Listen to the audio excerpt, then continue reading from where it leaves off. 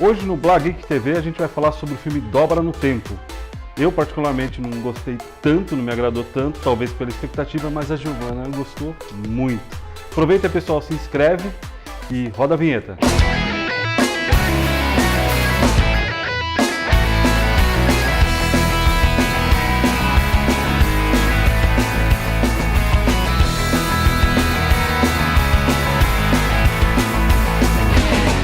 Uma Dobra no Tempo é um filme fantasia, particularmente eu não gostei muito, a Giovana adorou. É um filme muito colorido, talvez pelo corte do trailer, que eu tenha me empolgado e pensado um pouquinho diferente do qual seria a história, talvez não tenha me encantado, me chamado muita atenção, mas a Giovana vai poder dar a opinião dela e eu também vou falar um pouquinho depois. Ele é baseado num universo infanto-juvenil. Toda a direção do filme, ela explica que é mais ou menos para a faixa etária de 8 a 12 anos, mas que a gente deixe isso um pouquinho de lado e consiga construir dentro da gente mesmo a própria história, buscando a nossa criança interior, viajando pelo mundo. E aí é um mundo emblemático Disney, né? Porque a produção é toda da Disney. Vai encantar algumas pessoas e outras pessoas vão ser haters, como o nosso colega Não, aqui. nem um pouco. É que eu sou fã de Crônicas de Nárnia e talvez eu esperasse um pouco mais, porque com certeza tem haters que vão também reclamar de Crônicas de Nárnia, mas eu acho um filme, uma série fantástica. Conseguiu jogar na tela um conteúdo assim tão vasto, tão grande, tão interessante e diferente. E é uma fantasia, né? É um mundo fantástico também. Embora Uma Dobra no Tempo é uma fantasia, mas já bem diferente. Sabe qual é a diferença entre, agora que você pegou o paralelo do universo Nárnia? É porque lá dentro de Nárnia, os personagens, é tudo baseado em contextos reais. Então tem um leão, tem um príncipe. Por mais que seja magia, o mundo mágico, você entra por um armário para entrar no universo de Nárnia. Nesse contexto aqui do livro e do filme, que aliás eu vou falar um pouquinho daqui a pouco sobre o livro, é um universo mágico não existente. Então, para quem é muito realista, que não consegue viajar no abstrato e que fica muito no concreto, fica difícil entrar dentro da trama e se envolver com os personagens e com todo o contexto da história. Talvez seja isso que leve algumas pessoas a criticar bastante esse filme. Porque a fantasia que ele apresenta é mais intensa, né? Muito intensa. Ela começa até pelas cores do filme. Cores psicodélicas, vibrantes, o verde é muito forte, o vermelho é muito forte. Cenas que eles vão para o outro universo, para esse universo de fantasia, tudo é muito vibrante, até a grama é uma cor muito intensa, então sai realmente totalmente da realidade. Flores se mexem, elas não estão presas na terra, né? Elas dançam. Elas dançam, flutuam no ar, se comunicam, né? Ela é uma fantasia muito mais intensa do que outros filmes que pudessem traçar um paralelo. A gente aqui não vai abordar spoilers, podem ficar tranquilos, mas já existe, a literatura do filme já existe, chama Uma Dobra no Tempo também, da Madeleine L'Engle. E é uma literatura que vem de 1960, né, da década de 60. É uma história que na época, que para a época, era muito difícil de ser aceita por conta desse contexto todo muito mágico, surreal, e que na verdade foi tomado por algumas pessoas como bruxaria, como mais ou menos o universo de Harry Potter. Para quem curte Harry Potter, talvez se ambiente mais facilmente. Eu acho que nessa época até Harry Potter sofreria sanções terríveis, porque a cultura muda com o tempo. E até um pouquinho de tecnologia que se fala no começo desse filme, que é a dobra no tempo, que são os recursos técnicos para se chegar, que é isso também soava numa época dessa com uma coisa... loucura da cabeça. Ou loucura ou tangendo alguma coisa de um poder sobrenatural, alguma coisa diferente, porque até hoje existem essas controvérsias, em menor escala ainda bem. Com certeza. Me lembrou um pouco da física quântica. Então, se você gosta de física quântica, se você entende dessa questão de universos paralelos, da questão de energias e tudo mais, talvez você se situe mais fácil na história. Exatamente, esse cientista, ele faz umas contas junto com a esposa dele, que também é cientista, ele consegue chegar num fator, como se fosse um fator quântico mesmo. para chegar nesse universo paralelo. Só que no decorrer da história mostra que não é só ciência, que dentro disso tinha um contexto mágico e um contexto mágico que é encontrado dentro de todos os seres humanos, que são os sentimentos, as emoções. Então eu achei uma história interessante por conta de levar a criança, o adulto, seja quem for, né? Não é só para o universo infanto-juvenil. Eu me encontrei como adulta dentro do filme porque é uma história que fala bastante do seja você mesmo, busque dentro de você a solução para os seus problemas.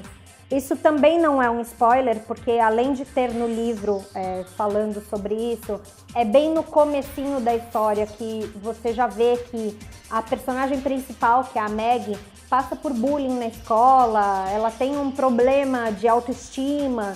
Então isso tudo ela encontra nesse universo mágico algumas ferramentas para se conduzir de uma forma melhor na vida. E ela enfrenta diversas dificuldades e tem que superar aquilo para conseguir o objetivo principal dela, que eu acho que é até melhor deixar esse gancho para quem quer assistir o filme, né? Cláudio, ele não gostou, mas ele entendeu o viés da história. Né? É aquela história, eu posso não gostar de uma obra, de uma produção, mas nem por isso eu posso desmerecer, só pelo fato de eu não gostar. Isso tem que ser colocado.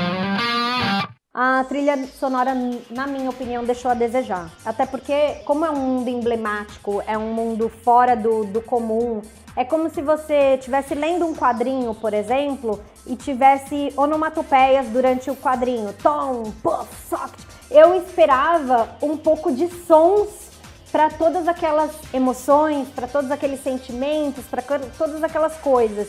E eu não encontrei isso na história. Talvez seja porque tudo é tão vibrante, tudo é tão mágico, a fantasia é tão intensa e o áudio, no caso a trilha sonora, ou os efeitos sonoros, até que tudo bem, mas a trilha sonora acabou não acompanhando tudo aquilo que foi colocado na tela, né? Não acompanhou, tanto é que a gente se perguntou, você lembra de alguma música usada durante o filme? Não lembro. Pô, eu acho que se perdeu no meio das cores. Nem a música, nem um tema final quando as coisas estão sendo resolvidas, ou um tema inicial, ou um tema quando se dá para ser obscuro, para ter medo. Nada disso foi muito forte, foi intenso o suficiente para acompanhar o que estava na tela. Eu também achei. Infelizmente, eu acho que a Disney, nesse sentido, pecou um pouco na produção, assim. Visualmente falando, tinham bastante efeitos especiais, né? Até o filme quase todo feito de efeitos. Quase todo.